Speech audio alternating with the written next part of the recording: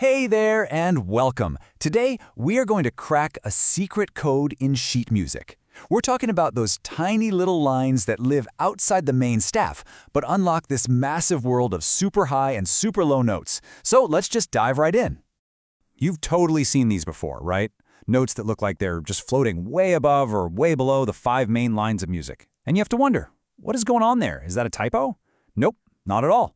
It's actually a brilliant little hack. So to really get why we need them, we've got to talk about the biggest limitation of our standard music staff. I mean, think about it. A piano has 88 keys. A guitar has this huge range. But the staff? It only has room for a handful of notes on its 5 lines in 4 spaces. So what happens when a composer wants, a screaming high note for a flute, or a super low, rumbly note for a tuba? Well, the staff just runs out of room. And that's exactly where our solution comes in. Let's meet the hero of our story, the ledger line. A ledger line is basically a temporary, personal staff line that you add for just one note. It's this really simple, elegant way to extend the staff up or down, really infinitely, without making the whole page a confusing mess. And the way it works is just so simple. When the music needs to go beyond the staff, you just draw a short little line for that note to sit on. Or you can place it in the space just above or below that new line. It's a really simple building block system. Now, to keep everything looking clean and making sure it's readable for everyone, ledger lines follow a few basic rules. They have to be short, about the same thickness and spacing as the main staff lines, and perfectly horizontal. And this isn't just about looking neat, it prevents any confusion. It makes sure an entire orchestra can read the exact same note, the exact same way, instantly. Okay, so we know what they are, but the big question is, how do we actually read them? Let's break it down by clef. All right, let's start with the treble clef. The one for higher instruments. The very top line of the staff is F. The space right above that is G. So that very first ledger line you add is an A. The space above that, B. And the second ledger line is a C.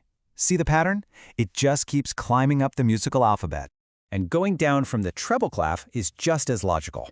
The bottom line is an E, and the space right below it is a D. And that first ledger line below the staff, that is the famous middle C. If you go down again, the second ledger line is an A. It's really just counting backwards. Okay, let's switch over to the bass clef. If we count up from the top line, which is an A, we get to the first ledger line, and look who it is again, middle C. It's the exact same note we just saw below the treble clef. And the pattern just keeps going. So the second ledger line above the bass staff would be an E. Now, for those really deep, rumbling notes way, way below the bass staff, the pattern just continues downward. The bottom line is a G, the space below is F, so that first ledger line below the staff is a D, and the second one down is a low B. Perfect for instruments like tubas and double basses. So look, if you ever feel lost, just remember this one thing. It doesn't matter how many ledger lines you see. The system is always the same. You just start at the edge of the staff and count your way up or down through the musical alphabet. Line, space, line, space. What's really cool is that these lines don't just extend one staff. They actually connect different parts of the entire musical world. Let's see how that works. This right here is the grand staff, which you see all the time in piano music. It's really just the treble and bass staves stacked together, which shows the full range of the instrument. And it's ledger lines that bridge the gap right between them. And this is where we really see middle C shine. Whether it's written one ledger line below the treble staff or one ledger line above the bass staff, it is the exact same note. It's the physical and visual center of the keyboard, the great connector that ties both staves together. And of course, different instruments live in different parts of this huge extended range. A flute player is going to be an expert at reading those high ledger lines, while the tuba player is going to master the low ones. And then you've got instruments like the piano or the clarinet that need to be fluent in both. Okay, so you're ready to master this skill. Here are a few key things to watch out for, plus some tips to get you reading these notes like a pro in no time. First up, let's talk about a few common mistakes to avoid. Don't draw your lines too long and try to keep the spacing even. But here's the most important one. If a note is on the second ledger line, you have to also draw the first one underneath it. If you don't, it's impossible to tell which line it's actually on. These little details are absolutely crucial for clarity. And here's how to get really fast at this. Make middle C your anchor point. Know it inside and out. Use flashcards. Try to find these ledger line notes in your favorite songs. The real key is short, frequent practice. Your brain will start to recognize the patterns automatically, and you won't even have to count anymore.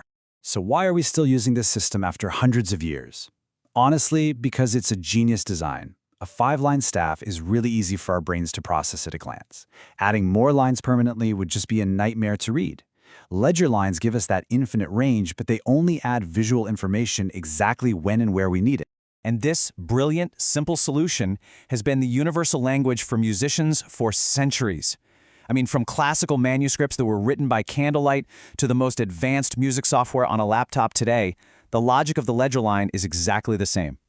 So you're no longer limited by those 5 lines. The entire range of your instrument is officially open for business. The only question left is, what piece are you going to tackle first?